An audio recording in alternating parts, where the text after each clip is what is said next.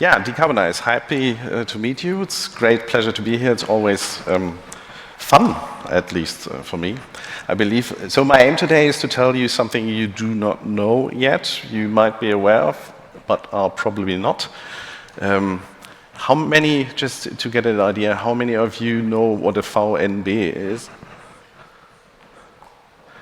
Okay, so that's the German one for Verteilnetzbetreiber, which is a distribution system operator. And this is what Decarbon1ze is as well, without having copper.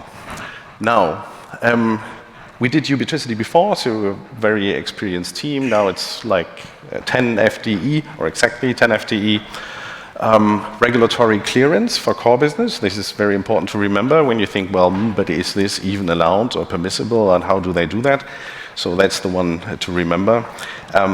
Acquisition of B2B customers, early stage in full swing, early stage revenue, quite confident, looking for an A round in 2025.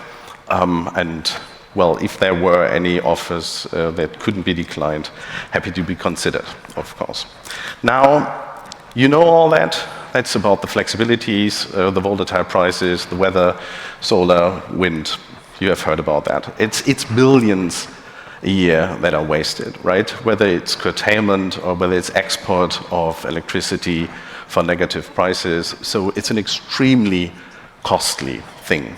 Now, as we also have heard before, there is an enormous flexibility potential in households. Yeah, it's the millions of batteries coming, it's the millions of EVs coming, it's the heat pumps, that's all controllable load, you know all about this. Now, how to harness? Well, with innovative companies like Ostrom and others, you need to activate this customer potential, make it simpler, make it more attractive, make it commercially viable, basically innovate on the retail side, okay? And now, what's holding us back? Well, smart meter takes ages, but then there's this tiny bit of network operator bureaucracy, okay? If you come to a network operator in Berlin and say, hey, can I drill a hole in a lamppost and plug in an electric car for charging? They say, oh, yeah? Then it gets, yeah, or for the non-German speakers, nein, yeah? Or that might be verboten, or Achtung, Achtung, or whatever, yeah? So, the problem is typically that they wouldn't say, the network operators, of which we have many, that's not allowed. They just say, I don't know. If I allow you, others may come. Is this even perfectly regulated? Typically, they just want to be responsible for making an exemption. Now, that's where we can help. By being an operator of a network ourselves, well, we can make the exemption. So, instead of talking to all these 800 distribution system operators, imagine wake up with an idea, sales idea in the morning, talk to your product manager, talking to the CEO, COO will tell you, well, product says, this won't scale, DSO has reservations, that's not yet standardized. It's very difficult, okay? Bringing an energy innovation to market requires a whole lot of integration with the DSO, and if there are many, you run into difficulties. Vice versa, you cannot educate all these innovators. If you are a serious DSO, what is the core business of the innovator is the edge case of the distribution system operator. In Berlin, managing 500 houses with multifamily homes with residential rooftop for the DSO consumes as much resources as the 1.5 million household connections, headcount-wise, okay? So this is expensive. Here's the solution. You need a new intermediate player, which is called a mobile, or not mobile, virtual network operator. It works, okay? It helps to interface. You don't have to talk to 800, talk to one. You don't have to answer 800 calls. You integrate with one. How it works, happy to discuss with you all day.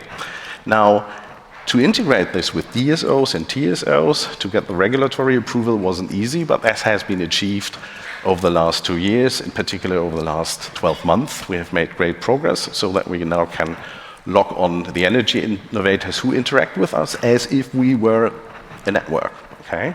So they need to go through networks, but before they reach the physical layer, they go through us. It's not new. Yeah, it has been there before. Remember when mobile got mass market like 15 years ago? The networks were then overwhelmed by retail innovators, by retail innovation and their requests. So it required this new layer, which is today a regulated layer in all ecosystems, basically. It's called the mobile virtual network operator. And this is this intermediary that facilitates the business for the retail innovation and keeps off the load of this innovation stress from the real networks. Okay, so it's been there before, and this is how we are going to change the European market design, no less.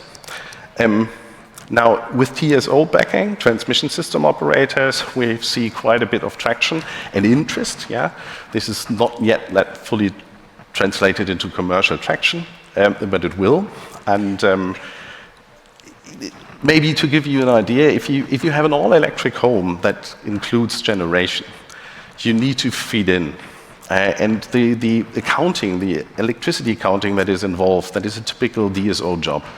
And doing that with one instead of many, and fully integrating your product offering with your own DSO that you bring along, that makes the innovation side much, much easier. So this is what I would like you to remember, the virtual network operator, or the wettbewerblicher Verteilnetzbetreiber. It's something that wouldn't exist, but here it is still. Thanks a lot.